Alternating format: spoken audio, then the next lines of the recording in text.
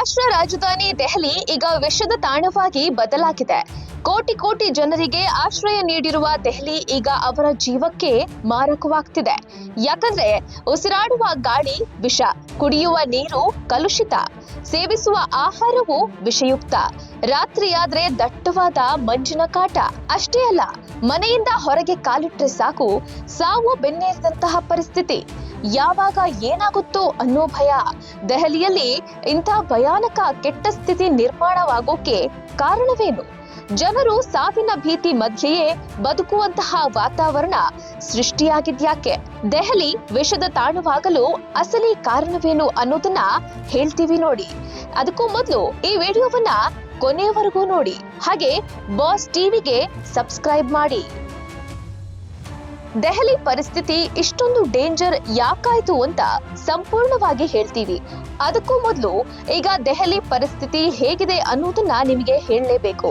ಸದ್ಯ ದೆಹಲಿಯಲ್ಲಿ 3,38,00,000ಕ್ಕೂ ಹೆಚ್ಚು ಜನರು ವಾಸವಾಗಿದ್ದಾರೆ.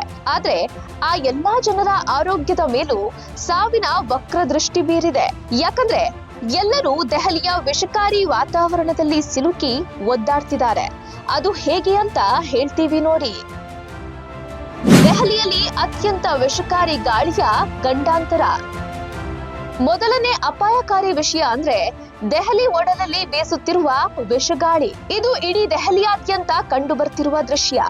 ರಾಷ್ಟ್ರ ರಾಜಧಾನಿಯ ಪ್ರತಿ ಏರಿಯಾದಲ್ಲೂ ವಾಯು ಗುಣಮಟ್ಟ ಕೆಳಮಟ್ಟಕ್ಕೆ ಕುಸಿದಿದೆ. ದೆಹಲಿಯ ಆನಂದ ವಿಹಾರ ಏರಿಯಾದಲ್ಲೇ ಗಾಳಿ ಅತಿ ಕಳಪೆಯಾಗಿದೆ.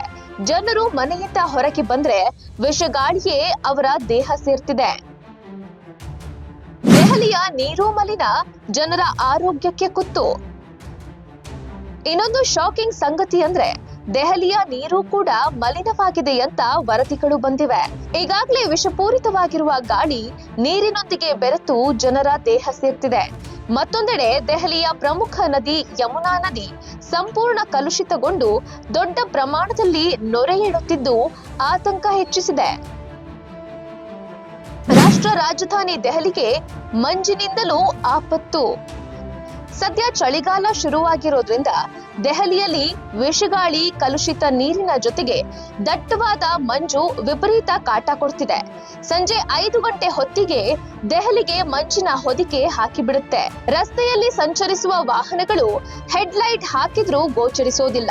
ಇದರಿಂದ ಅನೇಕ ಅಪಘಾತಗಳು ಸಂಭವಿಸಿವೆ, ಈಗಲೂ ಸಂಭವಿಸುತ್ತಲೇ ಇವೆ. ಇನ್ನು ಬೆಳಗ್ಗೆ 7 ಗಂಟೆಯಾದ್ರೂ ಮಂಜಿನ ಹೊದಿಕೆಯಿಂದಾಗಿ ದೆಹಲಿ ಕತ್ತಲಲ್ಲಿ ಮುಳುಗಿದಂತೆ ಮಾಡುತ್ತೆ. ಇದರಿಂದಾಗಿ ವಿಮಾನಗಳ ಹಾರಾಟ, ರೈಲು ಸಂಚಾರದಲ್ಲೂ ವಿಳಂಬವಾಗಿ ಪ್ರಯಾಣಿಕರು ಪರದಾಡ್ತಿರೋದು ಅಷ್ಟಿಷ್ಟಲ್ಲ. ಅತಿಯಾದ ಹೊಗೆ ಮಾಲಿನ್ಯದಿಂದಾಗಿ ಗೋಚರತೆ ಶೂನ್ಯವಾಗಿದ್ದು ನಗರವು ಗ್ಯಾಸ್ ಚೇಂಬರ್ ಆಗಿ ಪರಿವರ್ತನೆಯಾಗಿದೆ. ದೆಹಲಿ ಡೆಡ್ಲಿ ಡೇಂಜರ್ ಆಗಲು ಕಾರಣವೇನು? ಗಾಳಿ, ನೀರು, ದಟ್ಟ ಮಂಜು ಬೀಳ್ತಿರೋದ್ಯಾಕೆ? ದೆಹಲಿಯಲ್ಲಿ ಕಾರ್ಖಾನೆಗಳ ಹೊಗೆ ಉಸಿರಾಡುವ ಗಾಳಿ ಸೇರ್ತಿದೆ. ದೀಪಾವಳಿ ಪಟಾಕಿ ಸಿಡಿತದಿಂದ ಮಾಲಿನ್ಯ ಪ್ರಮಾಣ ಹೆಚ್ಚಳ. ಕಟ್ಟಡಗಳ ತೆರವು ಪ್ರಕ್ರಿಯೆಯಿಂದ ಧೂಳು ಗಾಳಿಯೊಳಗೆ ಮಿಕ್ಸ್. ತ್ಯಾಜ್ಯ ಸುಡುವುದರಿಂದಲೂ ವಾಯು ಮಾಲಿನ್ಯ. ಅತಿಯಾದ ವಾಹನಗಳ ಸಂಚಾರದಿಂದ ವಾಯು ಮಾಲಿನ್ಯ. ಗಾಳಿ ಸ್ವಚ್ಛ ಇಲ್ಲದೆ ಇರೋದ್ರಿಂದ ವಿಪರೀತ ಮಂಜಿಗೆ ಕಾರಣ.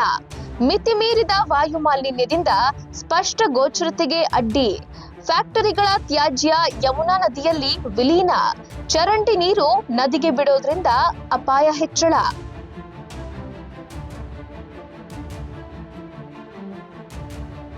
ಶಾಲೆಗಳಿಗೆ ರಜೆ, ಆನ್ಲೈನ್ನಲ್ಲೇ ಪಾಠ ಪ್ರವಚನ. ಈ ಎಲ್ಲಾ ಕಾರಣಗಳಿಂದಾಗಿ ಈಗ ದೆಹಲಿಯ ನಿವಾಸಿಗಳು ಇನ್ನಿಲ್ಲದ ಸಂಕಷ್ಟ ಅನುಭವಿಸುವ ಪರಿಸ್ಥಿತಿ ಬಂದಿದೆ. ವಿಷಗಾಳಿ, ಕಲುಷಿತ ನೀರು ಸೇವಿಸಿ ಅನಾರೋಗ್ಯಕ್ಕೆ ತುತ್ತಾಗ್ತಿದ್ದಾರೆ. ಇನ್ನು ಆಘಾತಕಾರಿ ಅಂದ್ರೆ ಮಕ್ಕಳ ಆರೋಗ್ಯದ ಮೇಲೂ ಪರಿಣಾಮ ಬೀರ್ತಿದೆ. ಈಗಾಗಲೇ ಪ್ರಾಥಮಿಕ ಶಾಲೆಗಳಿಗೆ ರಜೆ ನೀಡಲಾಗಿದ್ದು ಮನೆಯಲ್ಲಿದ್ದೇ ಮಕ್ಕಳು ಆನ್ಲೈನ್ನಲ್ಲಿ ಪಾಠ ಕೇಳಲು ವ್ಯವಸ್ಥೆ ಕಲ್ಪಿಸಲಾಗಿದೆ. ಮಾಲಿನ್ಯದಿಂದ ಕಚೇರಿ ಸಮಯವೇ ಬದಲು. ವಾಯು ಮಾಲಿನ್ಯ ತಡೆಗಟ್ಟುವ ನಿಟ್ಟಿನಲ್ಲಿ ಸರ್ಕಾರಿ ಕಚೇರಿಗಳ ಸಮಯದಲ್ಲಿ ಬದಲಾವಣೆ ಮಾಡಲಾಗಿದೆ.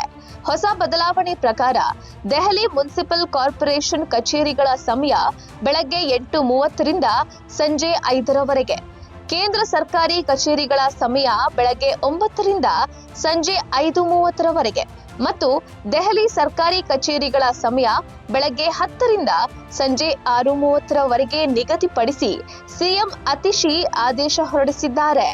ಸದ್ಯ ದೆಹಲಿ ಮಾಲಿನ್ಯ ಕಂಟ್ರೋಲ್ ಮಾಡಿ ಜನರಿಗೆ ಆರೋಗ್ಯಕರ ವಾತಾವರಣ ಸೃಷ್ಟಿಸಲು ದೆಹಲಿ ಸರ್ಕಾರ ಶತ ಪ್ರಯತ್ನ ನಡೆಸುತ್ತಿದೆ. ಆದರೆ ವಿಷಯುಕ್ತ ವಾತಾವರಣದಿಂದ ದಿಲ್ಲಿ ವಾಸಿಗಳಿಗೆ ಯಾವಾಗ ಮುಕ್ತಿ ಸಿಗುತ್ತೋ ಅಂತ ಕಾಯ್ತಿದ್ದಾರೆ.